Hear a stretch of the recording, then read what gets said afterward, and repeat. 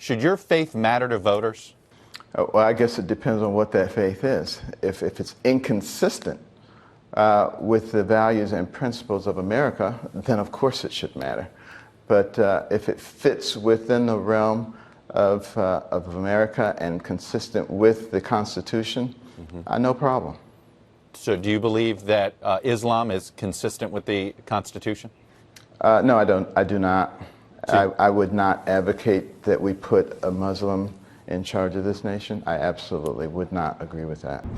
And in terms of the Pope's message of tolerance, what's your view on his message of tolerance? Well, I'm very much in favor of tolerance, but the difference between me and a lot of people is I think tolerance should be extended in both directions, not just a one-way street. And you don't think the comments regarding Muslim as president are out of line with the message of tolerance that Pope Francis is bringing? No, I don't think so. I'm certainly not out of line with the thinking of the founders of our nation, who actually addressed this very issue. If you go back and look at their writings, and they said that, and they talked specifically about Muslims, and they said they would not recommend that happen.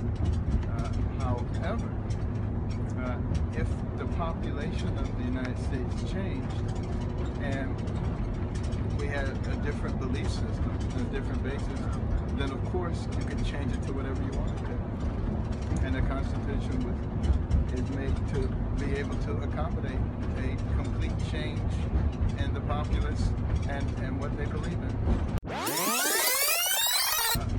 However, if the population of the United States changed and we had a different belief system, a different basis, then of course you can change it to whatever you want to. And the Constitution is made to be able to accommodate a complete change in the populace and what they believe in.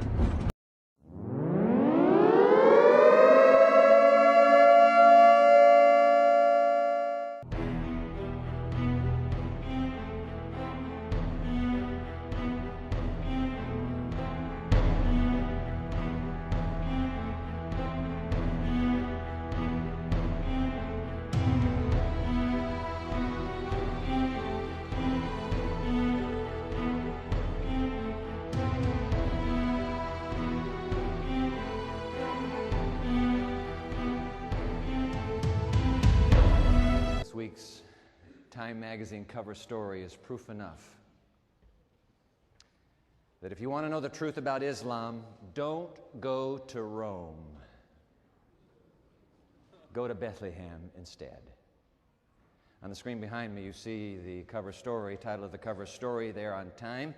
The Pope confronts Islam. And unless you slept through the last few days, you surely know that the whole world has watched as the Roman pontiff this week made his first papal journey to an Islamic nation, as it turns out, the nation of Turkey. A journey even more intensely now, perhaps more critically now scrutinized, given the Pope's carefully crafted, unsubtle public condemnation of Islam as a religion of violence. The Quran teaches the seeds of every divine truth that you and I embrace. What if are all there? The Spirit, the mighty Spirit of Allah. By the way, I got some letters from viewers after that last teaching, and one viewer said, "Don't you know that the name Allah is a name for Lucifer?" Oh, I hope you never embrace that.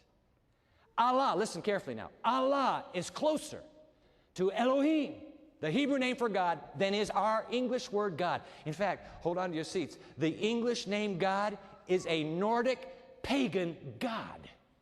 We've taken a pagan god's name and we said, that's the name of our God. And I take it you believe the president was born in the United States and is a Christian? I believe that he is. I have no reason to doubt what he says.